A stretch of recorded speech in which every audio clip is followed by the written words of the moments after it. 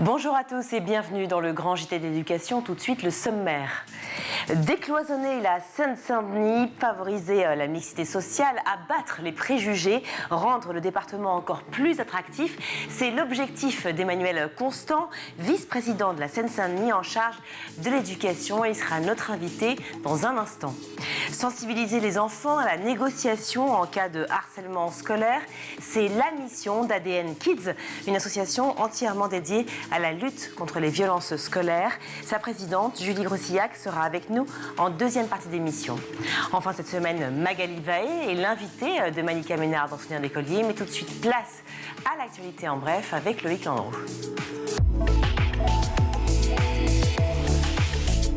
Loïc, bonjour. Bonsoir Virginie, bonsoir à tous. On revient d'abord sur cette évaluation des élèves absents le jour de l'Aïd. La mosquée de Paris demande officiellement des éclaircissements. Oui, rappelez-vous, le 21 avril dernier, plusieurs établissements scolaires de Toulouse avaient reçu une demande de recensement des élèves musulmans absents au dernier jour du Ramadan. On a d'ailleurs appris tout récemment que la même requête avait été faite en mai dans l'Hérault. La Grande Mosquée de Paris s'est immédiatement indignée, on en avait parlé sur ce plateau. Elle avait dénoncé une nouvelle stigmatisation religieuse. Eh bien, hier, son recteur a demandé des éclaircissements officiels sur les raisons qui ont poussé ces policiers à contacter les différents établissements, alors même qu'un dispositif réglementaire donne bel et bien la possibilité aux élèves d'être absents à l'occasion de leur fête religieuse. La secrétaire d'État chargée de la citoyenneté, Sonia Backès, a été interrogée sur le sujet hier à l'Assemblée nationale et regardez ce qu'elle a dit. Oui, la demande a peut-être été formulée de manière maladroite, mais non, demander des informations générales sur l'impact des fêtes religieuses ne signifie pas de quelconques intentions agressives à l'égard d'une quelconque religion. À Nice, maintenant, un chef d'établissement s'est vu décerner une médaille pour acte de courage, de dévouement. Il s'appelle Thierry Lemaître. Il est le directeur de l'école maternelle Nikaya qui se situe à quelques mètres de la promenade des Anglais. Et le 7 février 2019, eh bien, il a sauvé une maman d'élève qui se faisait poignarder par son conjoint devant son établissement. Un homme qui la battait depuis plusieurs mois, qu'elle avait décidé de quitter et lui voulait se venger. Le directeur est témoin de la scène. Il attrape l'assaillant, il le projette sur le trottoir. Et puis un père de famille, ancien policier, le maîtrise et permet ainsi son arrestation. Malgré 6 coups de couteau, la maman est finalement sauvée et donc ce lundi, plus de 4 ans après les faits, le maire de Nice, Christian Estrosi, a salué et récompensé ce geste héroïque. Et on en vient à cette initiative pensée pour alerter l'opinion sur la situation des écoles rurales.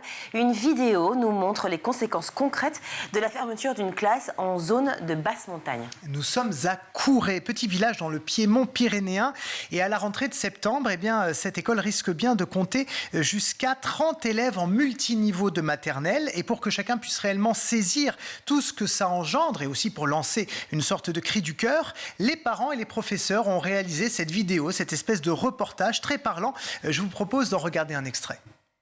On va se retrouver dans la classe du bas, donc la classe des petits, à 28, dans un espace de 40 mètres carrés. Ce sera une classe de maternelle, tout petit, petit, moyen, grand. On va se retrouver avec des effectifs élevés et une classe de 25 en ville à niveau simple. C'est pas la même chose qu'une classe de 25 à la campagne à 3 niveaux. L'école, c'est la réussite scolaire pour tous. Et là, ça met en danger cette réussite scolaire.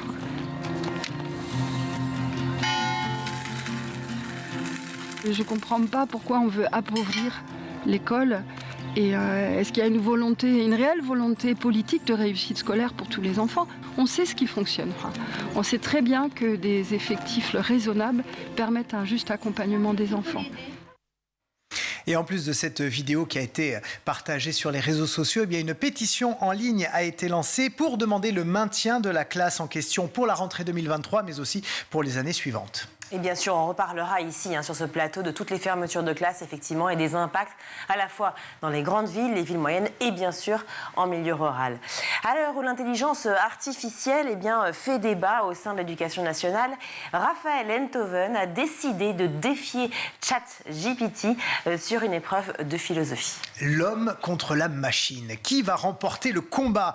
Le 14 juin prochain, le philosophe et l'application vont s'affronter à la Paris School of Technology Psychology and Business de 14h30 à 15h30. Ils vont disserter sur un des sujets de philosophie proposés aux bacheliers le matin même et ils seront corrigés par 2 sommités, la philosophe et romancière Eliette Abécassis ainsi que le professeur de philosophie et vulgarisateur sur TikTok Lev Frankel. Les résultats seront annoncés en fin d'après-midi le même jour, juste après une conférence autour des enjeux de l'intelligence artificielle dans l'enseignement supérieur. Et personnellement, j'ai vraiment hâte de savoir qui va remporter tout ça. Oui, d'autant que Raphaël Enthoven ne sera pas le seul à se frotter à l'épreuve de philo. Des humoristes vont aussi passer le bac en direct. Oui, et parler du bac aussi, bien sûr. Ce sera également le mercredi 14 juin prochain, à partir de 20h30. Il y aura les Coquettes, Jérémy Crédville, Laura Demange, Nicole Ferroni, Yann Marguet, Cécile Marx, Johan Météol Delaf, entre autres. Ils seront en direct du Théâtre Libre à Paris, ainsi que dans l'émission Culture Box sur France 4, pour passer le bac. Ils vont découvrir les sujets 2023 en même temps que les élèves le matin. Ils vont choisir le thème qui les inspire le plus. Ils vont passer la journée à écrire sur ce thème-là pour proposer finalement un seul en scène de 7 à 8 minutes et ils le présenteront le soir devant leur public et donc en direct à la télévision. Ça peut être très très drôle. Très, très drôle. Merci beaucoup, merci Loïc. Jumeler l'Académie de Paris et l'Académie de la Seine-Saint-Denis, Emmanuel Constant, le vice-président de la Seine-Saint-Denis, y croit dur comme fer. C'est son objectif. On en parle avec lui tout de suite dans le Grand JT. Bonjour Emmanuel Constant. Bonjour. Merci d'être avec nous. Vous êtes vice-président du département de la Seine-Saint-Denis, en charge de l'éducation, en charge des collèges et des Jeux olympiques et paralympiques. Début mars, vous avez été reçu par le ministre de l'Éducation, donc le ministre Pap Ndiaye, à votre demande. Et vous lui avez fait une proposition pour le moins, j'allais dire surprenante, je ne sais pas si c'est le terme, mais peut-être que vous allez me raconter sur tout l'échange. Vous lui avez demandé que votre académie, donc l'Académie de la Seine-Saint-Denis, se jumelle avec celle de Paris. Pourquoi ? Alors, aujourd'hui, le département de la Seine-Saint-Denis fait partie de l'Académie de Créteil. Et donc, ce que l'on a proposé au ministre, il a jugé la proposition d'ailleurs décoiffante, et pas surprenante, décoiffante, voilà. C'était de rattacher le département à l'Académie de Paris. Pourquoi nous avons fait cette proposition ? C'est parce que nous l'avons entendu plusieurs semaines avant s'emparer d'un sujet qui, pour nous, est important, qui est celui de la mixité sociale dans les écoles et notamment dans les collèges, puisque vous savez que les départements ont la responsabilité à la fois de la construction, de l'entretien des collèges, mais également de la sectorisation des collèges, c'est-à-dire le fait de rattacher telle ou telle rue, telle ou telle partie d'une ville à un établissement. Et donc, on se soucie depuis de nombreuses années de cette question de mixité sociale et le ministre, monsieur Pap Ndiaye, a proposé, a suggéré, en tout cas a montré son intérêt sur la question de la mixité sociale. Et donc, nous lui avons dit, écoutez, banco, nous c'est un sujet qui nous intéresse, on a des propositions à vous faire, compte tenu en plus de la spécificité du territoire de la Seine-Saint-Denis. D'autant que cela concordait effectivement avec la parution de l'indice de position sociale annuel et aussi des annonces faites par le ministre concernant sa volonté justement de casser ce schéma de reproduction sociale. Vous avez raison, c'est exactement ça. À l'automne, on a pris connaissance, comme tout le monde, suite à une décision de justice, parce que c'est un de vos confrères, un journaliste, qui a finalement fait en sorte que ces indices de position sociale soient dévoilés. Et une décision de justice a permis le dévoilement de ces données. Et du coup, on a pu se rendre compte de façon tout à fait objective que ce que l'on pressentait, ce que l'on voyait bien, mais que l'on avait du mal à mesurer depuis des années et des années, était une réalité objective. Il y a une vraie ségrégation sociale dans un certain nombre de collèges, dans un certain nombre de territoires, pas simplement en Seine-Saint-Denis, mais en France également. Et nous, évidemment, ce qui nous intéresse à notre place, c'est le département de la Seine-Saint-Denis. Et on s'est rendu compte à ce moment-là que cette situation objective, en dépit de tout ce qui avait pu être fait par des ministres précédents qui s'étaient aussi un peu emparés de cette question-là, je pense notamment à Madame Vallaud-Belkacem, eh bien, en dépit de toutes ces politiques publiques-là, la ségrégation sociale continuait d'exister dans un trop grand nombre de nos établissements en Seine-Saint-Denis. L'indice de position sociale, on le rappelle pour ceux qui nous regardent, c'est l'idée qu'effectivement une famille qui naît, en tout cas une famille défavorisée, dont les enfants naissent dans cette famille-là, malheureusement auront moins de chances de réussite que les enfants dits dans une famille favorisée. Alors c'est pas forcément ça, c'est l'idée que l'école, c'est d'abord et avant tout, et tout le monde en a fait l'expérience, vous en avez fait l'expérience, j'en ai fait l'expérience. C'est d'abord et avant tout un lieu de rencontre, un lieu de l'altérité, où on se rend compte que ce que l'on est, d'où l'on vient, ce que l'on pense, ce que l'on imagine, ce que l'on rêve, eh bien, n'est pas nécessairement partagé par tout le monde. Et c'est cette différence, cette altérité qui fait la richesse et qui, je crois, nous a construit, vous et moi, dans notre vie d'adulte. Or, ce dont on se rend compte, c'est que cet IPS rassemble, permet de voir que nos collèges, malheureusement, rassemblent au même endroit des élèves qui ont la même histoire, la même culture, le même vécu, le même environnement. Et c'est ça qui nous semble dommage, parce que ce n'est pas simplement un problème de réussite scolaire, c'est aussi un problème de construction de soi en tant qu'adulte. C'est des milieux sociaux finalement qui sont un peu communautaires et qui se reproduisent et qui restent entre eux. Et c'est ça qu'on veut casser en homicide social. Communautaire, aussi, ou pas communautaire pas nécessairement. Sur l'aspect social, j'entends. Bien sûr, mais oui, c'est effectivement cela qu'on veut casser, parce qu'encore une fois, on a la conviction et que c'est l'altérité qui permet de progresser et de se construire en tant qu'adulte de façon positive et intelligente. Comment ce rattachement, effectivement, permettrait, donc le rattachement effectivement de l'Académie de Seine-Saint-Denis avec l'Académie de Paris, permettrait plus de mixité sociale? Il y a une autre opportunité qui permet de justifier, je crois, la pertinence de cette proposition. C'est l'effondrement de la démographie scolaire parisienne. Ce qui n'est pas le cas en Seine-Saint-Denis. Ce qui n'est pas du tout le cas en Seine-Saint-Denis. Et donc, on voit aujourd'hui une situation dans laquelle les effectifs dans les écoles, dans les collèges, dans les lycées à Paris, alors nous, ce qui nous intéresse, ce sont les collèges, évidemment, sont en train de fondre comme neige au soleil. Et, ce qui justifie la fermeture de classe. Ce qui justifie un certain nombre de fermetures de classes. Et moi, je partage évidemment le combat des élus et des parents parisiens qui se battent contre les fermetures de classe, mais il ne faudrait pas qu'on arrive, si jamais ils gagnent leur combat, il ne faudrait pas qu'on arrive dans une situation paradoxale où finalement les moyens humains et de professeurs dévolus aux petits Parisiens soient supérieurs aux moyens humains dévolus aux jeunes collégiens du département de la Seine-Saint-Denis. Parce qu'encore une fois, la situation sociale n'est pas du tout la même. Et donc on se dit qu'en fusionnant le département, en rattachant le département de la Seine-Saint-Denis à l'Académie de Paris, c'est aussi une façon de mutualiser les moyens, de mélanger les enfants, mais aussi de mélanger les enseignants. Parce que lorsqu'on regarde les chiffres, on se rend compte que la proportion d'enseignants contractuels, par exemple, c'est-à-dire n'ayant pas un des deux concours de la fonction publique, fonction publique d'État, soit le CAPES, soit l'agrégation, la proportion est un rapport de 1 à 9. C'est-à-dire que vous avez 9 fois plus de contractuels en Seine-Saint-Denis que vous n'en avez sur l'Académie de Paris. Et donc, une façon finalement de rééquilibrer à la fois la qualité de la formation et l'offre de formation, ce serait de rattacher le département à l'Académie de Paris. En même temps, c'est aussi une façon de penser au-delà des frontières administratives de la ville de Paris ou du département de la Seine-Saint-Denis, la carte des formations. Rendez-vous compte, lorsqu'on regarde des sections ou des filières qu'on peut appeler d'excellence, je pense notamment aux sections linguistiques internationales, eh bien, il y en a 4 fois plus sur l'Académie de Paris que sur l'Académie de Créteil. Alors moi, j'entends bien le ministre Pape Diaye, et je le soutiens dans cette démarche, lorsqu'il dit à compter de maintenant, toutes les sections linguistiques internationales qui seront créées le seront dans des collèges REP, mais l'écart est tellement grand au départ que si l'on attend cette addition finalement de sections d'excellence qui viendront au fil de l'eau, eh bien l'écart sera rétabli en 50 ans.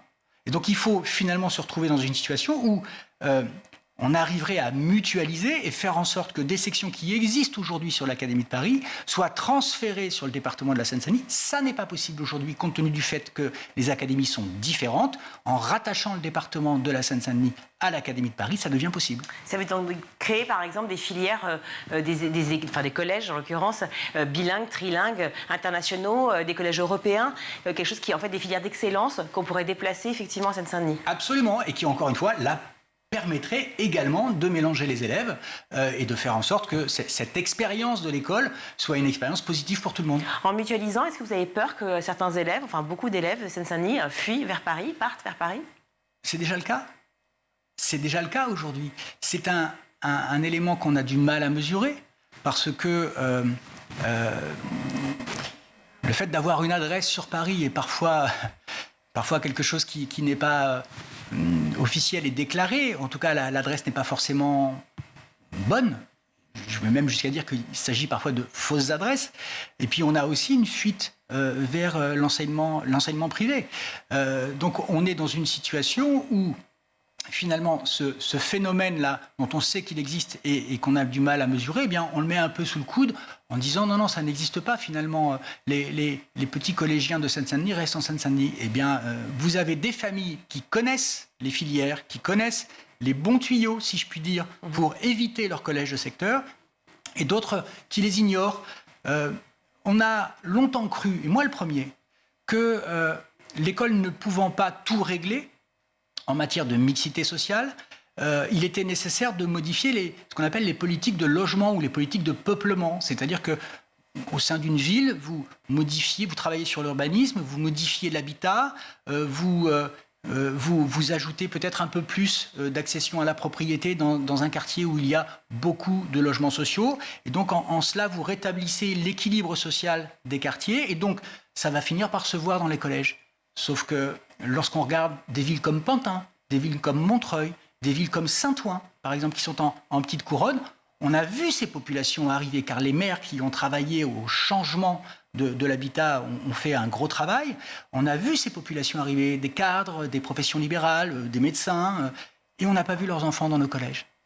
Donc, ce que l'on a pu croire pendant des années en matière de mixité sociale, c'est-à-dire travailler sur les questions d'habitat, eh bien, ça ne suffit pas, ça ne marche pas. Vous dites en gros que les enfants, finalement, des familles vivant à Saint-Ouen et Pantin, pour reprendre vos exemples, en fait, sont scolarisées à Paris directement ? En tout cas, elles ne sont pas ces nouvelles familles. Mais la sectorisation, c'est des fausses sectorisations qui sont faites ? Alors, c'est peut-être de l'évitement. C'est de l'évitement scolaire qui est caractérisé soit par le fait d'avoir une adresse sur Paris, soit par la fuite vers le privé. Vers le privé, parce que alors, le privé, effectivement, on en parle beaucoup justement du privé. Est-ce que c'est une façon aussi, votre proposition, donc je le rappelle, de mutualiser donc, les deux académies, Paris et la Seine-Saint-Denis, est-ce que c'est une façon aussi de contrer justement cette nouvelle proposition faite autour du privé et qu'on a du mal finalement à juguler, en tout cas le ministre Papendiaï en parle, et de proposer justement cette voie-là pour plus de mixité sociale et scolaire ? Si vous voulez, je crois qu'il y a deux problèmes. Je ne dis pas qu'il n'y a pas de problème de mixité sociale dans l'enseignement privé. Il est réel, il est massif. C'est sans doute l'école la plus ségrégée. Mais ne prendre en compte que ce problème-là, c'est finalement ne prendre en compte qu'une partie de l'effectif des élèves. En Seine-Saint-Denis, par exemple, nous avons 28 établissements privés. Contre combien, public ? Contre 130 collèges. Voilà. 28 contre 130. 28 qui scolarisent 18 000 enfants, contre 80 000. Si vous résolvez, si je puis dire, le problème sur 18 000 élèves en matière de mixité sociale, vous n'avez résolu qu'une toute petite partie du problème. Évidemment. Donc ça ne veut pas dire qu'il ne faut pas s'intéresser et lutter pour que la mixité sociale existe dans les établissements privés, mais si vous ne faites que cela, vous ne réglez pas le problème. C'est en concertation avec, évidemment, Stéphane Troussel, le président du département, mais également avec les enseignants du département que vous avez réfléchi à ce projet ? On a discuté, prévenu, si je puis dire, les organisations syndicales représentatives des enseignants, de façon à leur dire, voilà, on a été aussi un peu pris par le temps parce qu'on a saisi la balle au bon au moment de l'annonce du ministre. Je crois si j'en juge par les conversations que j'ai pu avoir, notamment avec la responsable du SNES, donc le premier syndicat enseignant du second degré, je crois que ça a plutôt été une démarche bien perçue. Après, c'est un échange ou vous avez prévenu, comme vous dites ? On a prévenu.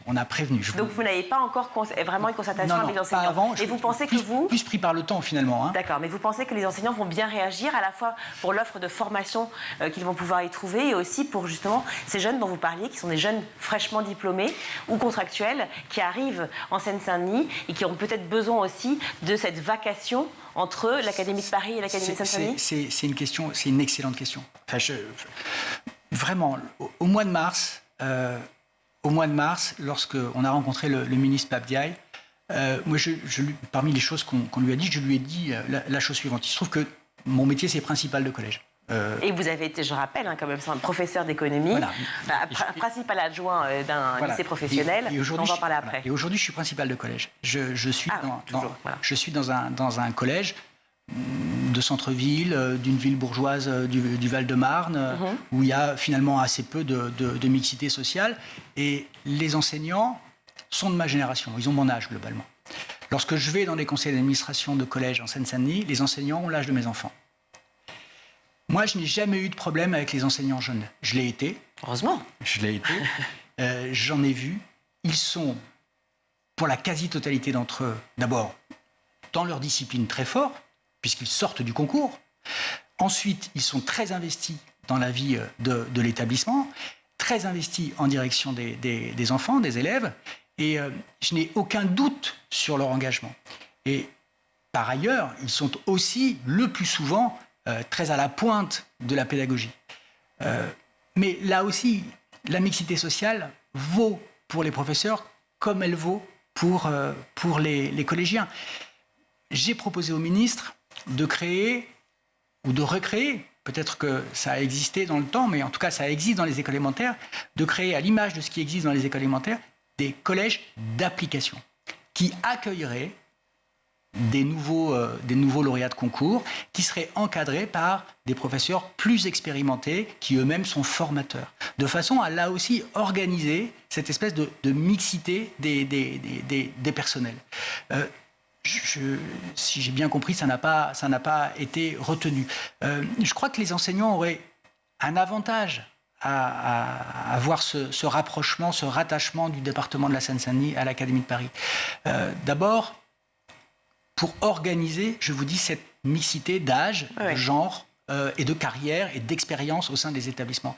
Et aussi parce que finalement, pour eux, en termes de mouvement, ce serait plus simple d'intégrer les établissements parisiens au bout d'un certain temps. Aujourd'hui, c'est très compliqué. Ça passe. Alors, c'est un peu de la technique de la machine éducation nationale, mais ça passe par ce qu'on appelle une mutation interacadémique. C'est-à-dire qu'il faut quitter l'Académie de Créteil et essayer d'intégrer l'Académie de Paris. C'est aussi une carotte peut-être pour la suite, c'est-à-dire de les faire venir dès le départ et leur dire ensuite, c'est effectivement une part en vain. Absolument, absolument. Et ceci vaut aussi pour les enseignants du premier degré. Vous savez, quand on regarde chaque année, la presse se fait écho du fameux classement des lycées. Bien sûr. Moi, il se trouve que j'ai travaillé dans un lycée à Noisy-le-Grand pendant de nombreuses années, au lycée Évariste Galois, qui figure d'ailleurs toujours parmi les meilleurs lycées de l'Académie de Créteil. Et j'en discutais à l'époque avec le proviseur qui me disait, mais vous savez, Emmanuel, on est content de ces résultats-là, mais ces résultats-là, c'est le fruit de la totalité de la chaîne éducative, de la maternelle au lycée. Si on obtient de bons résultats au lycée, c'est aussi parce qu'au collège, les choses se passent bien et qu'à l'école élémentaire et maternelle, les choses se passent bien. Et c'est toute cette chaîne éducative qu'il faut arriver à consolider. Et lorsque vous regardez, par exemple, le concours des instituteurs, des professeurs des écoles sur l'Académie de Créteil, vous vous rendez compte que d'abord, on ne fait pas le plein, loin de là. Qu'en plus de cela, on a des niveaux d'admission qui sont plus faibles que dans les autres académies et que pour cela, on est obligé de faire un deuxième concours qui, le plus souvent, accueille les recalés des concours de province. Et les résultats qu'ils obtiennent dans ce deuxième concours sont meilleurs que les résultats obtenus par le premier. Qui passe le concours de professeur des écoles dans l'Académie de Créteil ? Ce sont des gens comme moi qui y sont nés et qui vivent ici et qui veulent continuer à construire leur vie ici. Organiser un concours des professeurs des écoles d'un point de vue interacadémique, Paris, Créteil, Versailles, ou même national, comme ça existe pour les professeurs du second degré, ça me semble là aussi être une solution pour mixer les populations. Alors, on échange tous les deux et j'en suis ravie, et d'ailleurs les spectateurs aussi bien sûr, mais ce qui nous intéresse, c'est quand même la réaction du ministre, forcément, face à ces propositions. Quelle a été-elle ? Alors, il l'a jugée, je vous dis, décoiffante. On ne sait pas très bien ce que ça voulait dire, est-ce que c'était apprécié positivement ou pas. Sur le fond, moi, je crois en la sincérité du ministre. De par son engagement, ses combats, son travail universitaire, je crois que c'est quelqu'un qui est sensible à cette question-là. Après, il y a le ministre et puis il y a la machine éducation nationale. Et je ne crois pas que la machine éducation nationale, en tout cas les principaux responsables en charge de l'administration de l'éducation nationale soient très friands de cette proposition, puisque même si ils sont relativement muets sur cette question-là, compte tenu de la place qu'ils occupent, ce qu'on peut comprendre, Pape Diaye arrive avec une administration de l'éducation nationale, un cabinet qui est largement empreint de l'expérience de Jean-Michel Blanquer. Oui, alors c'est le cas, en fait c'est systématique, hein, c'est-à-dire que pour tous les ministres de l'éducation et d'ailleurs des autres postes aussi, hein, des autres ministères aussi, on nous dira mais c'est compliqué, la machine est lourde, c'est très français, on va mettre du temps, chaque réforme est longue à entreprendre, etc. Pour autant, il y a eu beaucoup de réformes qui ont été faites, notamment une dont on a parlé beaucoup, c'est Parcoursup. On pourrait imaginer, d'autant que les annonces le prouvent, à la fois celle du président de la République et celle du ministre, qu'il faut plus de mixité sociale et scolaire. Quand on interroge les Français, bien qu'ils soient inquiets, ce qui peut être compréhensible, ils sont aussi partants. Donc on pourrait imaginer que les 4 ans, en tout cas, de ce mandat du président et du ministre Pape Ndiaye puissent le permettre, cette réforme. Je suis mais complètement d'accord avec vous. Je n'ai rien à ajouter à ce que vous venez de dire. Je pense qu'un argument qui repose sur l'idée que c'est compliqué techniquement n'est pas un argument entendable. Voilà. Ou alors qu'on nous l'explique, mais pour moi, ce n'est pas un argument entendable. Et je pense que les raisons sont ailleurs. Je pense que... C'est aussi la carte, non, des académies, pardon de vous couper, mais c'est la carte des académies. Ça fait combien de temps que non, je crois que cette carte géographique a été posée? Alors, je ne saurais pas. Ça fait 40 ans? Oui, probablement. En tout cas, je pense que l'Académie de Créteil-Versailles doit dater au moins de 1964 ou 1968, c'est-à-dire la création des départements de la Petite Couronne, la fin du département de la Seine et du département de la Seine-et-Oise. Je pense que ça a 55 ans, hein, entre 55 ans et 60 ans. Mais je crois que les raisons sont plus profondes. Et elles sont malheureusement de nature politique et stratégique. Je pense que Pape Diaye n'est pas soutenu par son gouvernement et par le président de la République dans cette initiative. Au moment où vous sortez d'un débat sur la réforme des retraites qui a été particulièrement brutal, violent, en tout cas mal ressenti par beaucoup de gens, je pense que le président de la République et le gouvernement n'avaient pas envie d'ouvrir un nouveau front autour de la question de la mixité sociale. Ça a été fait puisque les annonces ont été faites récemment. Oui, enfin, elles sont faibles, les annonces. Bon. Les annonces, ce sont des intentions, ce sont des objectifs que l'État fixe finalement aux collectivités. Puisqu'on parle, et on ne parle dans ces annonces que de questions de sectorisation. Or, la sectorisation, c'est la responsabilité des élus locaux, que ce soit pour les villes, responsabilité des villes, ou que ce soit pour les départements, pour les collèges, responsabilité des départements. Donc finalement, on nous dit, mais écoutez, faites-le et essayez d'atteindre ces objectifs. Mais c'est ce qu'on fait en Seine-Saint-Denis depuis des années et des années, et ça ne marche pas. Enfin, vous regardez une ville comme Clichy-sous-Bois, par exemple, où j'ai échangé sur la question de la mixité sociale avec Olivier Klein, il y a déjà, quand il était maire, il y a déjà plusieurs années. Et il me disait, mais Emmanuel, tu peux découper Clichy-sous-Bois dans tous les sens pour organiser de la mixité sociale, tu ne l'auras jamais. Parce que Clichy-sous-Bois, comme un certain nombre d'autres villes du département de la Seine-Saint-Denis, sont parfaitement homogènes socialement. Elles ne contiennent ou elles n'abritent, elles n'hébergent que des familles pauvres. Et donc vous avez beau couper dans tous les sens, vous n'obtiendrez pas de mixité sociale. Je change de sujet parce qu'évidemment le temps presse et j'aimerais discuter de beaucoup de choses avec vous. Vous avez lancé le plan Éco-Collège, 1 milliard d'euros pour la construction de nouveaux collèges et la rénovation également. Est-ce que c'est par souci d'économie ou c'est par vraiment conscience environnementale? C'est d'abord notre obligation que d'entretenir le bâti, de faire en sorte que les locaux qui accueillent les collégiens soient adaptés. C'est notre obligation de tenir compte de la démographie. Or, la démographie des collégiens en Seine-Saint-Denis, elle est galopante, elle augmente, et donc il faut pouvoir accueillir ces nouveaux collégiens qui vont arriver. Et partant de cette obligation-là, on se dit, quel collège voulons-nous faire? Et effectivement, à ce moment-là, interviennent des préoccupations de nature environnementale, écologique, en termes de responsabilité à la fois vis-à-vis de ces générations et de celles qui existent aujourd'hui. On le sait dans des villes où évidemment, malheureusement, les familles sont un peu justes financièrement, où les familles sont défavorisées pour certaines, où on mange forcément pas très bien, moins bien en tout cas que d'autres. Les fruits et les légumes sont beaucoup trop chers, la viande n'est pas accessible. Donc le repas à la cantine est vraiment un repas essentiel pour beaucoup. Est-ce que vous avez, c'est un véritable enjeu pour vous, est-ce que vous avez mis, j'allais dire, de l'argent sur la table pour pouvoir justement être au plus proche des familles et leur apporter véritablement une cantine de qualité? Alors d'abord, on respecte la loi. La loi Egalim a été votée. Elle nous oblige à un certain nombre de contraintes, notamment en matière de bio dans les assiettes. Elle nous oblige aussi à supprimer un certain nombre d'outils qui étaient les barquettes en plastique, etc.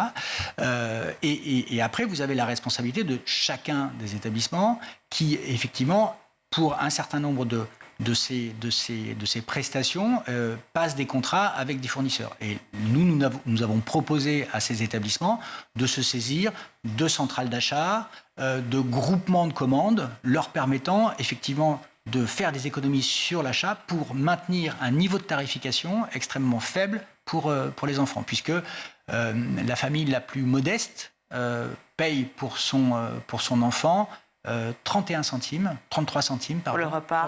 Voilà. D'accord. C'est des cantines, effectivement, donc on le disait, qui respectent toutes les demandes, évidemment, de l'État. Est-ce que vous permettez aussi, vous proposez des circuits courts, vous permettez de mettre en relation tous les producteurs locaux? Est-ce que vous faites en sorte que, à la fois, la qualité, l'environnement et l'éducation fassent un joli trio? C'est difficile. C'est difficile parce qu'évidemment, la région parisienne, en tout cas la Seine-Saint-Denis, n'est pas un département agricole. Après, on a la Seine-et-Marne qui est à proximité. On le fait à travers les groupements de commandes de nos cuisines centrales, puisqu'on a une douzaine de cuisines centrales qui fournissent environ 70% de nos établissements.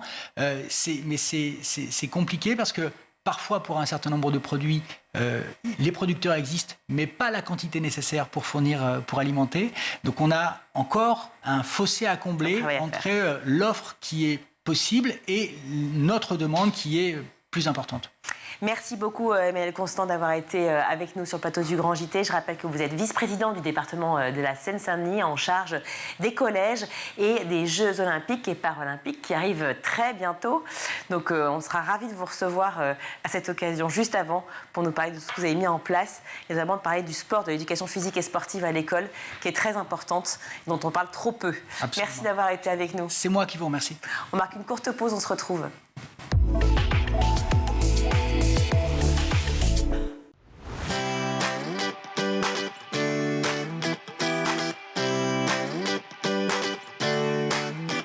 Chaque jour dans La Quotidienne, je reçois un invité pour parler d'éducation sans langue de bois. La Quotidienne, c'est l'émission qui partage avec vous des clés de compréhension et des pistes d'action. Tout cela avec une formidable équipe de chroniqueuses qui vous parlent nutrition, pédagogie, littérature jeunesse. L'école, c'est la vie et c'est aussi l'avenir de vos enfants. Initiative locale, orientation, école à l'étranger. Je vous donne rendez-vous tous les jours dans le MAG sur School TV pour aborder une thématique forte de l'éducation en plateau, des profs, des parents, des élèves et des élus. Vous avez la parole tous les jours dans le MAG sur School TV. Le numérique ouvre le monde des possibles. On se retrouve tous les jours dans l'école du futur pour s'inspirer, pour décrypter la tech, le numérique, l'histoire, l'art ou encore les sciences, toutes ces matières qui nous permettent de mieux comprendre le monde de demain. Tous les jours, je vous retrouve dans le Grand JT d'éducation pour débriefer ensemble l'actualité de la journée et se questionner sur l'avenir de nos enfants à l'école. En compagnie de chroniqueurs et d'invités, nous tenterons de répondre à une question d'actualité qui concerne l'éducation. Nous vous donnons chaque jour la parole dans le Grand JT d'éducation. Toutes les semaines, on se retrouve dans Souvenirs d'écolier. Je vous propose un tête-à-tête avec une personnalité. Elle viendra se confier sur son enfance, elle nous racontera des anecdotes de sa scolarité et puis elle nous livrera sa vision de l'école d'hier et d'aujourd'hui.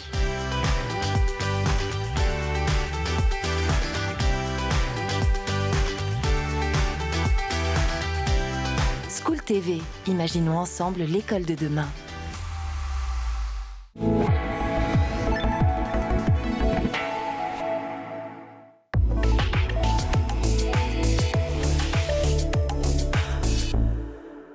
De retour sur le plateau du Grand JT. Je suis ravie d'accueillir Julie Crouzillac. Bonjour. Bonjour. Merci d'être avec nous.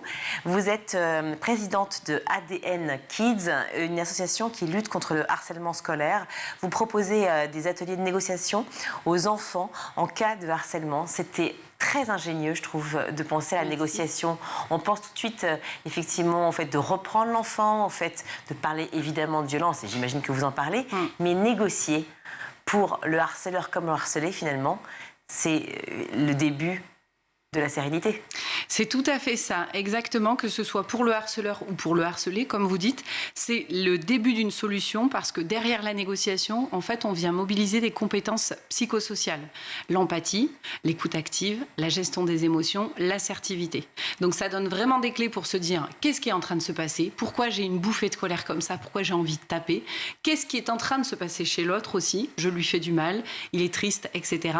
Et puis l'assertivité, c'est ce qui permet, quand vous étoffez cette compétence-là, de vous affirmer sans écraser les autres. Donc c'est très précieux pour les enfants.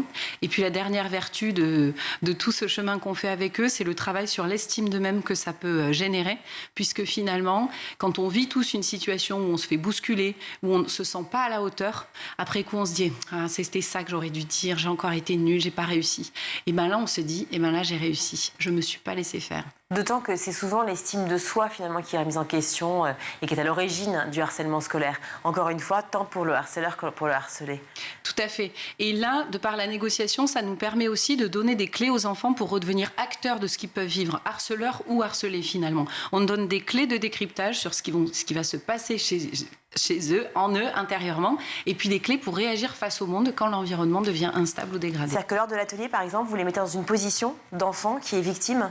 On a des scénettes, alors nos ateliers sont adaptés pour les enfants du primaire, du collège ou du lycée, et on fait des ateliers jeux de rôle ou scénettes. Avec nous, on a des petits scénarios déjà prêts, mais souvent on aime bien s'adosser pour dire racontez-nous, qu'est-ce qui s'est passé avec les copains, alors racontez comment vous feriez. Et ils sketchent véritablement, et après on débriefe avec eux. Alors la négociation, oui, bien évidemment, mais moi je me mets à la place d'un enfant harcelé. J'ai pas envie de négocier, j'ai juste envie que mon harceleur soit puni pour ce qu'il vient de me faire. Est-ce qu'il n'y a pas parfois aussi une forme de moi j'ai pas envie de parler, j'ai pas envie de lui parler à celui-là et je veux juste qu'il arrête. Comment vous gérez ce truc-là? Parce que la négociation, ça demande quand même un pas des deux côtés.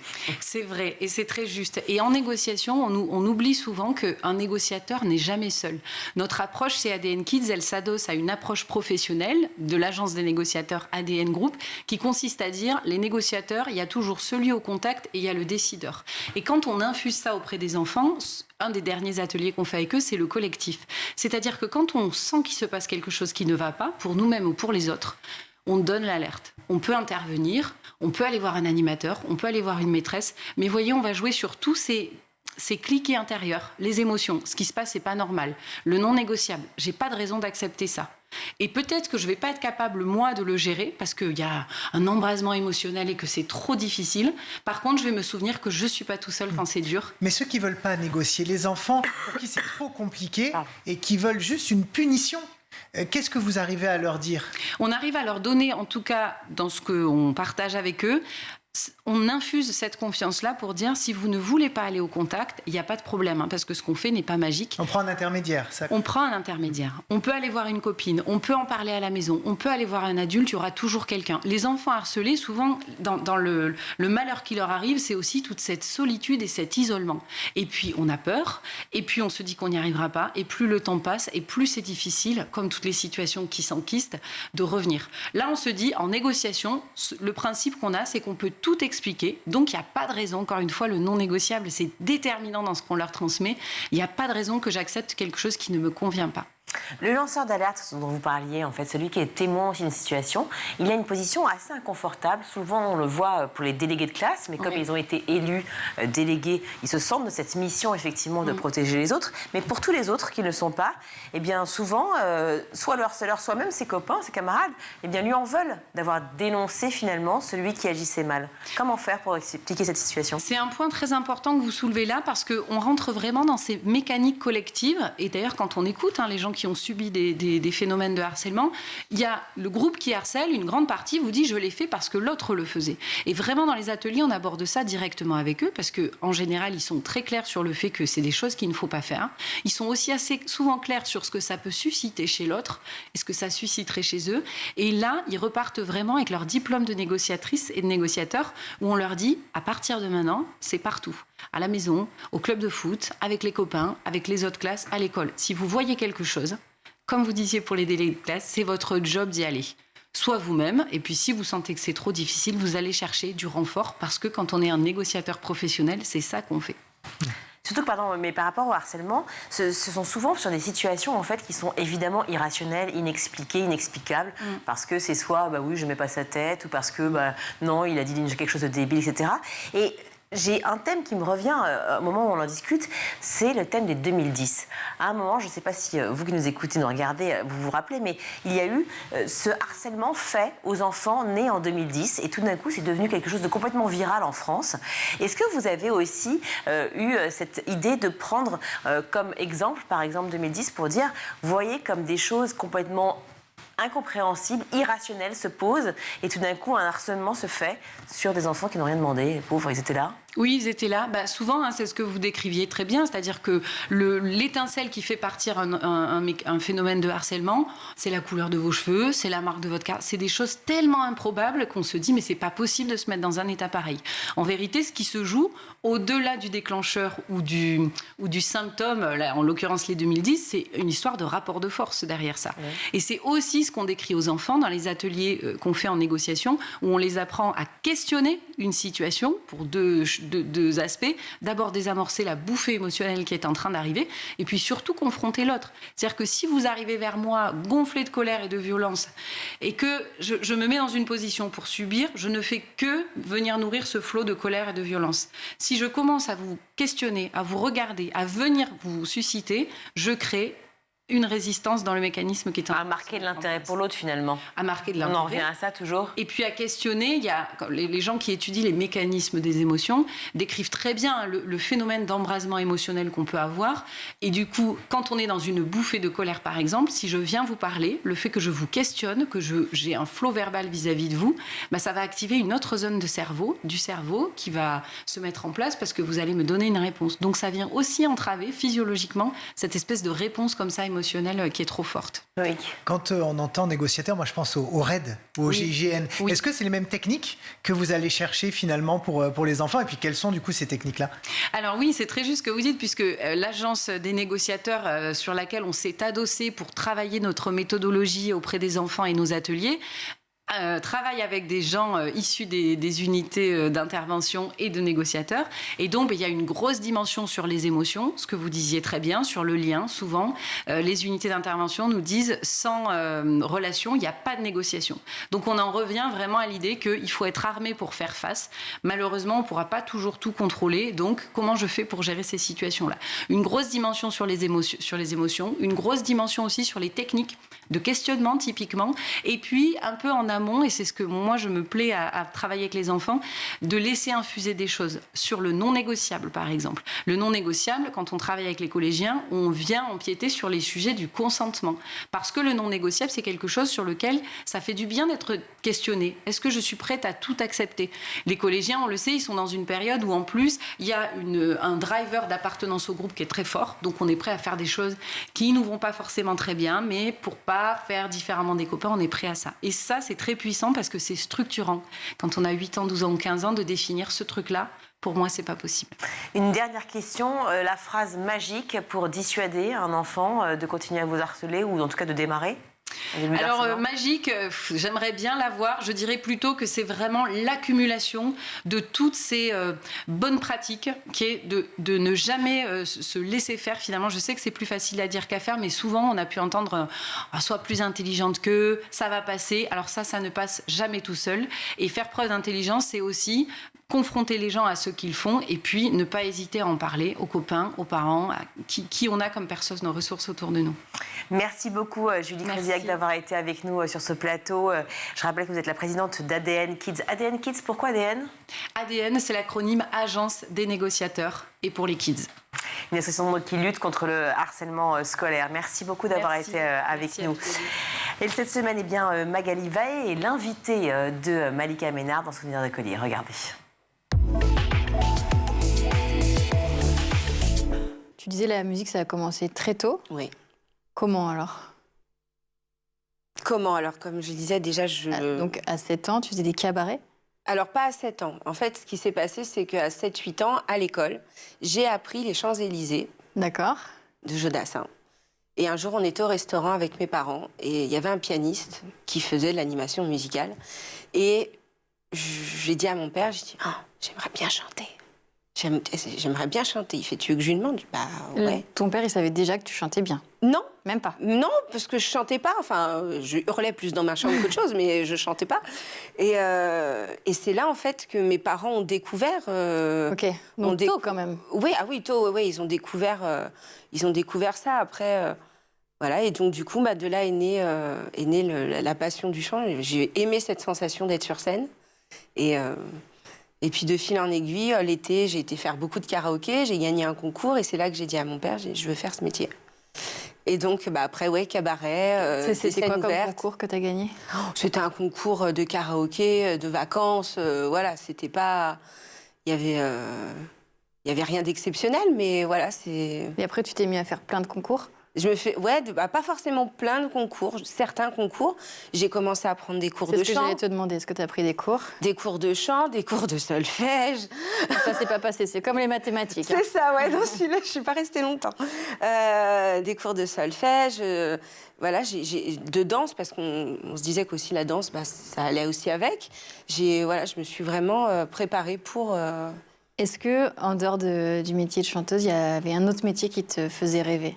Ou que tu te projetais de faire? Alors, quand j'étais petite, j'ai eu pas mal de métiers. Ouais. J'ai eu boulangère.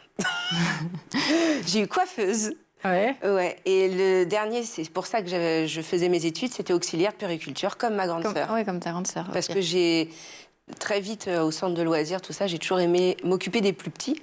Et donc, ça m'a paru une évidence de faire ces études-là. Et puis après 18 ans, la Starac arrive. C'est ça. Notre école. Là, tu passes beaucoup de castings avant que celui-ci arrive ou ça arrive? J'en ai pas fait tant que ça. J'en ai fait peut-être un ou deux. Tu faisais quoi, par exemple? J'ai fait la Nouvelle Star, par exemple, où j'ai pas été prise du tout. Et puis après, du coup, c'est vrai que j'ai préféré continuer à apprendre. J'avais 16 ans à l'époque quand j'ai passé ce casting, donc j'ai préféré continuer à apprendre mes cours. Et puis à 18 ans, en fait, ce qui s'est passé, c'est qu'en décembre 2004, j'ai perdu ma grand-mère qui était atteinte de la maladie d'Alzheimer. Oui. Et donc, elle avait toujours rêvé d'avoir un chanteur ou une chanteuse dans la famille. Elle m'avait déjà vu chanter, mais... Elle savait pas trop? Elle savait pas que c'était moi, elle se rendait pas compte. Et donc, le jour de son enterrement, je lui ai promis que je ferais tout pour réaliser mon rêve, mais aussi le sien. Et c'est pour ça que j'ai passé le casting, sinon je pense pas que je l'aurais passé. Tellement j'avais peu confiance en moi, donc... Et ça marche? Grâce au public, ça marche. Ça reste un bon souvenir, t'en as marre qu'on t'en parle encore? Non, alors non, j'en ai pas marre qu'on m'en parle. C'est juste que maintenant, les questions, je les connais un peu, c'est tout. Mais non, j'ai absolument pas. Et si t'avais pas gagné la Starac, tu sais ce que t'aurais fait? J'aurais certainement repris mes études, mais j'aurais continué à chanter. Toujours. De toute façon, ça fait partie de moi. Télé, pas télé, chanter, c'est ma passion, c'est ma vie. Donc si t'aurais repris les études et t'aurais fait comme ta grande sœur? Certainement. Je suis pas de vin, mais... Non, mais si tu avais dû penser dans ta tête à un plan B, c'était ça. C'est ce qu'on avait dit avec mes parents. Avoir un bagage au cas où ça fonctionne pas. Donc, dans la logique des choses... Ils t'ont quand même laissé, parce qu'ils t'ont laissé passer la Nouvelle Star à 16 ans. À 18 ans, ils te laissent intégrer la Star Academy sans être allé au bout du lycée. Ils sont cool quand même. Mes parents, ils m'ont toujours soutenue. Toujours. Ils m'ont jamais freinée. Il y a un moment où les notes commençaient à baisser. Ils m'ont dit, ma mère m'a dit, attention. Oui, c'était elle, les notes. Voilà, attention. Et puis hop, j'ai tout remonté et hop, c'était bon. C'est déjà la fin de ce numéro. On se retrouve demain, toujours en compagnie de Magali Vaé pour la suite de Souvenirs d'écolier. À demain. Tout de suite, c'est le meilleur de School TV avec le Zap. j'avais envie de dire, il y a deux solutions pour que ça aille mieux. Bon, on lit votre bouquin, mais on arrête Instagram et TikTok. Ou en tout cas, on se désabonne de tous ces comptes qui vous racontent, qui vous donnent des préceptes. Ça a l'air, la pression a l'air dingue. Vous ne donnez pas d'ailleurs l'adresse des comptes. Vous sourcez beaucoup toutes les études scientifiques. Vous avez décidé visiblement de ne pas prendre de front les Instagrammeuses les plus, j'allais dire ridicules, parce que franchement, ce que vous racontez, c'est ridicule d'ailleurs. Oui, il y a des comptes qui donnent des conseils qui sont carrément ridicules, qui par exemple assimilent certains soins médicaux comme le lavage de nez ou même le changement de couche, de la maltraitance ou un non-respect du consentement de l'enfant. Et après, il y a des comptes qui délivrent des contenus parfois intéressants, mais parfois assez inexacts. Et c'est très compliqué pour les parents de faire le tri dans cette masse d'informations auxquelles ils sont soumis via les algorithmes des réseaux sociaux. Et puis il y a un phénomène d'époque autour de l'image qu'on peut renvoyer de soi, de l'image qu'on a envie d'avoir de soi-même. Et vous parlez du mom shaming, je ne sais pas comment traduire ça, de faire...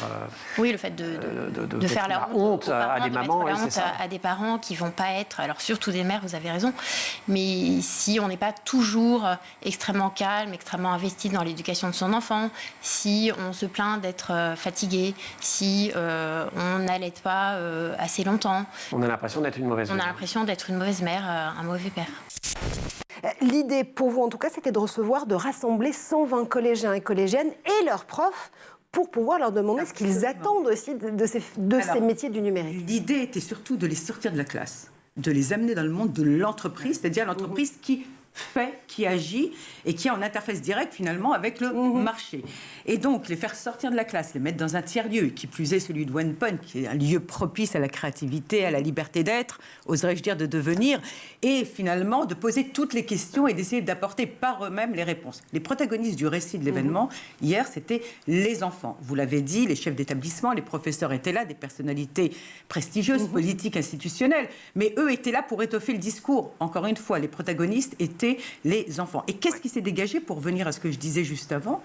C'est la confiance, le manque de confiance. Les petites nous l'ont dit, quand j'ai 14 ans maths, je suis frustrée. Quand un garçon a 14 ans maths, il est ravi.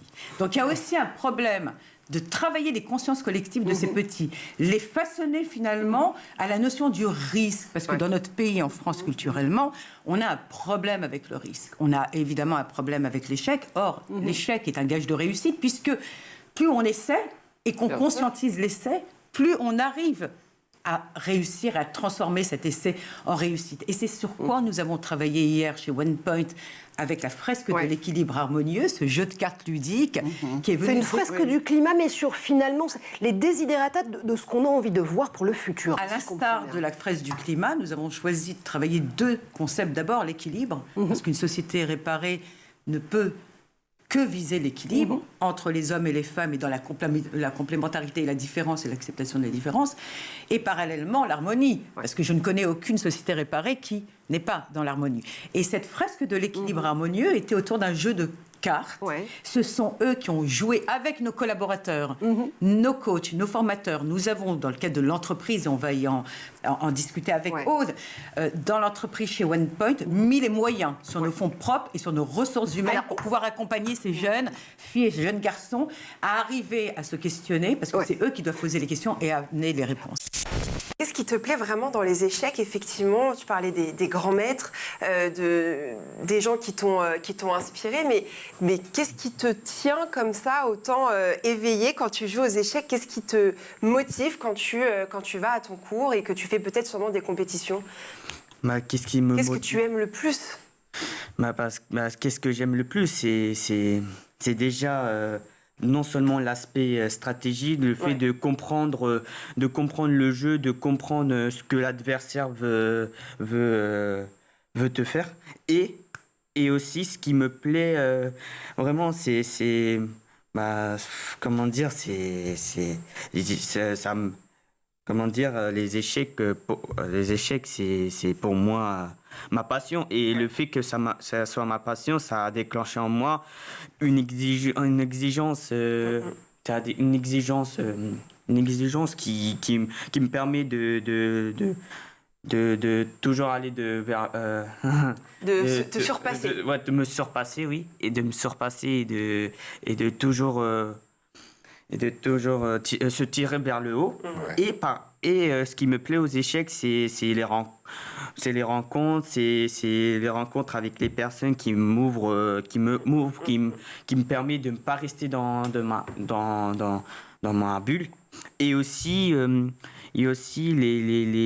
les maîtres, les grands maîtres qui m'inspirent, qui développent mon style de jeu d'échecs. Voilà, qui m'inspire et qui peut aspirer d'autres joueurs. Sur les dérives de la perception de la parentalité positive, puisque c'est de ça que parle votre livre, vous dites aussi à un moment que ça a été appliqué à outrance par des parents qui étaient déjà des, entre guillemets, bons parents. Je pense pas que, enfin, on n'aime pas ce terme de bons parents, de mauvais parents, hein, mais en tout cas des parents qui étaient attentifs, bienveillants, etc., concernés, engagés. Tout à fait. Et que ça ne s'adressait pas à eux, en fait.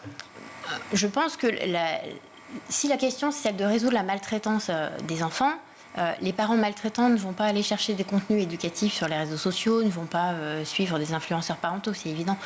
Les parents qui vont à la rencontre de ces contenus sont déjà concernés par l'éducation de leurs enfants, cherchent déjà à s'améliorer et à faire encore mieux. Et en fin de compte, il y a une espèce de petit ratage dans la population qui est ciblée et la population qui se sent concernée. Et ça, c'est vraiment dommage, parce que les parents qui sont dans des relations maltraitantes avec leurs enfants, eux ont vraiment besoin d'être aidés, mais pas à distance, comme ça peut être le cas sur les réseaux sociaux, mais en étant suivis vraiment de près par les personnels de l'aide sociale à l'enfance, voilà, pour les aider à sortir de schémas éducatifs qui répètent de génération en génération. Et oui, parce qu'on peut quand même redonner quelques chiffres, hein, je les avais notés. En 2020, 33 468 mineurs ont été victimes de violences intrafamiliales enregistrées par les forces de l'ordre, ce qui veut dire qu'il y en a probablement beaucoup plus, en fait. Voilà. Vous connaissez ce sujet de la féminisation de la société de l'économie par cœur. J'ose le rappeler ici. Vous êtes notamment la créatrice du Women's Forum, première édition. Vous avez porté haut justement les couleurs des femmes dans l'économie et dans la société. Le fait de voir de ses yeux ces femmes en uniforme, ces femmes qui passent à l'action, ces femmes qui portent des entreprises, ces femmes qui portent l'éducation, c'est fondamental. Oui, c'est fondamental parce que les jeunes femmes vont s'identifier à des rôles modèles. Et c'était aussi un peu un des enjeux de Systémique, qui était de faire venir des rôles modèles, et pas seulement dans la tech. Parce qu'aujourd'hui, on a peur du monde mutant dans lequel on est, qui a démarré. Il y a eu le Covid, il y a la guerre en Ukraine, il y a cette explosion des nouvelles technologies qui font peur. Quand on parle de destruction d'emplois, on oublie juste de dire ce que ça va générer à côté. Et donc, il faut remettre un peu les choses au milieu du village, c'est-à-dire les choses normales, naturelles. Ce que vous disiez sur cette femme qui était le boss, finalement. Des boss, il y en a beaucoup. Il y a beaucoup de femmes. Et ça, les jeunes filles regardent. Et moi, mon job, il est de dire aux filles, mais le monde a besoin de vous. Et donc, comment on peut leur faire comprendre que le monde a besoin d'elles? C'est en leur donnant des modèles, c'est en désacralisant les mots. Quand on parle de tech, quand on parle de cybersécurité, ce sont des mots qui font peur et qui font peur aux parents. Et moi, j'y reviens là, parce que tout à l'heure, ce que vous disiez, c'est que quand une fille a 14 ans en maths, souvent les parents vont dire « Non, tu n'as que 14, ma fille, donc n'y va pas. » Son frère a 14 ans en maths, mais formidable, mon fils, tu seras ingénieur. Donc ça commence là. Et ça, c'est grave. Mais il n'y a pas que là, à l'école aussi. Les enseignants, à presque 60%, n'encouragent pas les filles à poursuivre des études dans ce secteur. Alors ça, c'est important, c'est grave, et donc ça veut dire que le système doit évoluer. Et le système ne peut qu'évoluer parce que les technologies sont là. On vit avec tous les jours. Malika, quand on a un enfant autiste, on sait que ça touche pas seulement l'enfant, mais que ça touche véritablement toute la famille. Aujourd'hui, c'est Mohamed qui tire toute la famille vers le haut. C'est cela, tout à fait. En effet, il y a eu Mohamed avant les échecs et Mohamed après les échecs. Et c'est vrai que les échecs ont déclenché chez Mohamed une, comment dirais-je, c'est vrai que une exigence. Ça lui a permis aussi de se révéler et d'acquérir les compétences au niveau scolarité. Et c'est pour cela qu'aujourd'hui, il a un beau parcours. Vous faites le lien direct entre la pratique des échecs et son parcours scolaire? Tout à fait, tout à fait. Il y a un Mohamed aussi avant et après les échecs concernant l'école? Exactement, tout à fait, exactement. Quelles que soient les matières? Quelles que soient les matières, tout à fait, tout à fait. Mohamed, il a envie de réussir. Je ne sais pas si quelque part, chez lui, c'est une revanche sur son handicap, mais en tout cas, la scolarité est vraiment... Moi, dans son parcours, la scolarité est liée aux échecs. C'est-à-dire qu'après avoir découvert les échecs, ça lui a permis, parce que Mohamed, étant petit, c'était un enfant qui sautait partout, qui criait avant d'avoir la parole. C'est comme ça qu'il s'exprimait. Donc il criait, il sautait partout, il avait les poings serrés. Et ce jeu lui a permis de se canaliser, de se concentrer. Et puis il a développé l'envie de travailler, comment dirais-je, d'être... Même, je vous dirais même, au début, il était un peu trop exigeant avec lui-même. Quand il n'obtenait pas la meilleure note, intérieurement, il avait... Il est devenu perfectionniste, du coup. C'est cela, à l'extrême. C'est la fin de cette édition. Merci à vous tous de nous avoir suivis. Canal 247 sur les Freebox, schooltv.com pour voir et revoir toutes nos émissions, pour surtout revoir Loïc Landreau, évidemment. On le sait, c'est un chouchou. Il y en a qui le passent en boucle, hein, vous savez. Ils sont combien? Je sais pas. Avouez. Il y a ma grand-mère, probablement. C'est bien, il est honnête. Aujourd'hui, à la réalisation, c'est Xavier Sanchez. Au son, c'est Héloïse Merlin. Le maquillage, Taï Sayad. Et Maguessel et Agathe Delannoy à la rédac. Merci à tous de nous suivre. Ciao.